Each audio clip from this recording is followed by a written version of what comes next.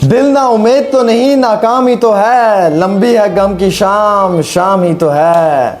शेखर धवन की कहानी सुनने के बाद आप सब लोगों के रोंगटे खड़े हो जाएंगे। यार हमेशा लड़कियां ही सही नहीं होती हैं, लड़कों के अंदर भी इमोशंस होते हैं। मानते हैं कि ये मर्द है, आंखों से आंसू नहीं निकलते हैं, लेकिन इसका क्या मतलब है कि क्या इसके पास दिल नहीं है। मानते हैं कि ये मर्द है, ये मर्द हमेशा अपनी औरत के लिए दिन रात मेहनत करता है, इसका क्या मकसद है कि क्या इसे मोहब्बत नहीं है। शेखर धवन ने उस औरत से शादी की थी जिसका ऑलरेडी डाइवोर्स हो चुका था, जो उम्र में 10 साल बड़ी थी, जो 2 बेटियों की एक माँ थी। उन सब चीज़ों को शेखर धवन ने अडॉप्ट कर लिया था, लेकिन उसके बाद भी शेखर धवन को कितना मेंटली टॉर्चर किया है ये सुनने वाली बात है। शेखर धवन एक बेहतरीन प्लेयर है, चाहे सुबह हो या शाम हो, बादल हो या धूप हो, लेकिन हमेशा चेहरे पे एक मुस्कान रहती है। इतना गम होने के बाद भी एक शख्स हमेशा मुस्कुराता रहता है। शायद ये वही शख्स है जिसका नाम शेखर धवन है। आपको मालूम है कि शेखर धवन ने पिछले कई सालों से अपनी अहलिया पे, अपनी बीवी पे 13 करोड़ रुपए से ज़्यादा इन्वेस्ट कर दिए थे। उसे वो हर फैसिलिटी दी थी जो उसे चाहिए थी, एक लग्जरी घर, एक लग्जरी कार, एक लग्जरी लाइफस्टाइल। सिर्फ इतना ही नहीं बल्कि उनकी जो अहलिया, उनकी जो वाइफ थी, उनके कुत्तों पे भी जो है वो करोड़ों रुपए का खर्चा होता था, और जो खर्चा सारा शेखर धवन करते थे। इतना समय हो चुका था शादी को, लेकिन इतने लंबे अरसे की शादी में ना सिर्फ 1 साल तक उनकी बीवी उनके साथ रही है, 1 साल से भी कम के समय में। हालांकि उनका बेटा जोरावर, वो पिछले कई अरसे से उन्हें नहीं मिले थे, वो उनसे मिलने भी नहीं देती थी।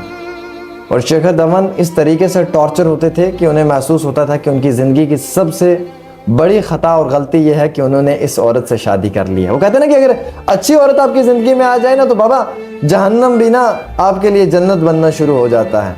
और अगर गलत बीवी आपकी ज़िंदगी में आ जाए ना, तो आपकी जो ये हंसमुख सी, जो आपकी ये फूलती खिलती दुनिया है ना, ये भी ना पत्तों की तरह झड़ना शुरू हो जाए और सूखना शुरू हो जाए।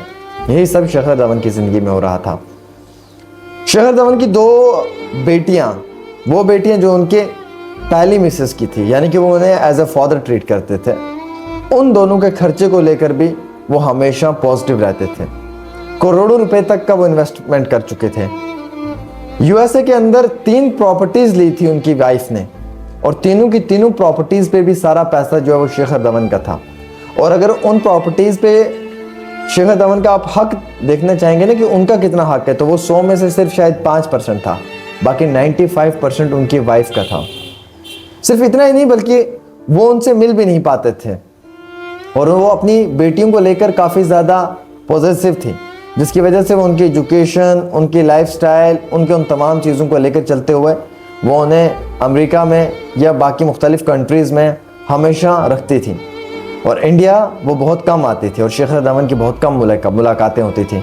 जब ये बातें कोर्ट में पहुंची ना, तो कोर्ट ने भी ये महसूस किया कि शेखर धवन के साथ वाकई में गलत हो रहा है। उनको उनके बेटे जोरावर से नहीं मिलने दिया जा रहा है, एक बाप को उसके बेटे से दूर रखा जा रहा है।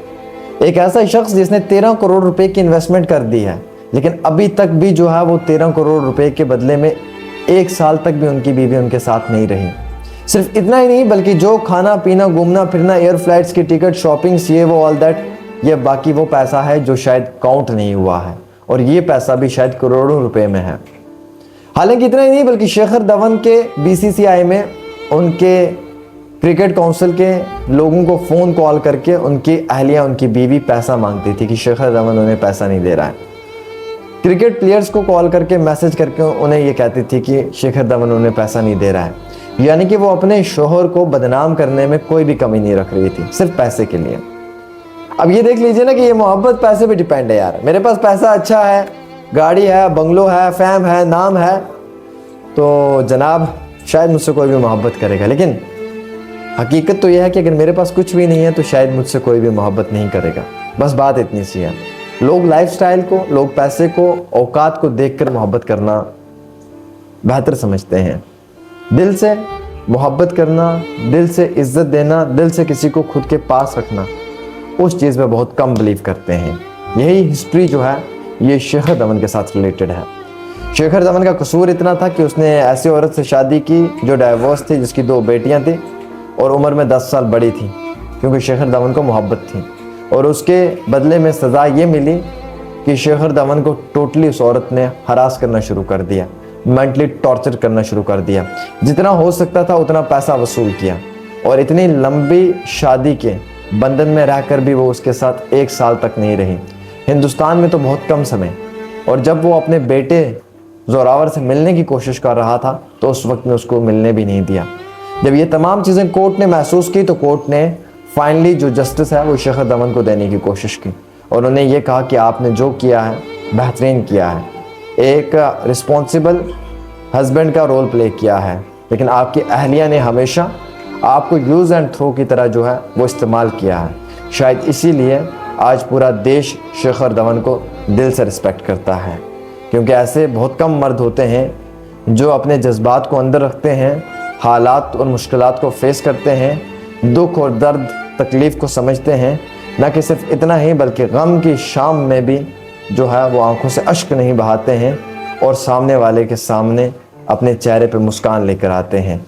ये जो करना था वो शेखर धवन ने किया, लेकिन उसके बदले में जब कोर्ट में केस पहुंचा तो उनकी अहलिया ने इससे भी उनके साथ गलत करने की कोशिश की। लेकिन जस्टिस तो तब मिला जब इस पूरी कहानी का एक सही मायने जो है वो सब लोगों के सामने आया।